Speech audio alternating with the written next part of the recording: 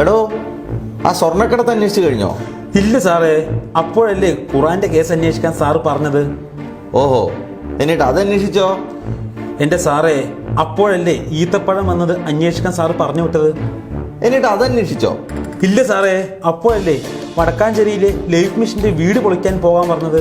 എന്നിട്ട് അത് പൊളിച്ചോ? അത് പൊളിക്കാൻ പോയപ്പോഴല്ലേ ഡോളർ കടത്തിയെന്ന് പറഞ്ഞ് അതിന്റെ പുറകെ പോകാൻ പറഞ്ഞത്.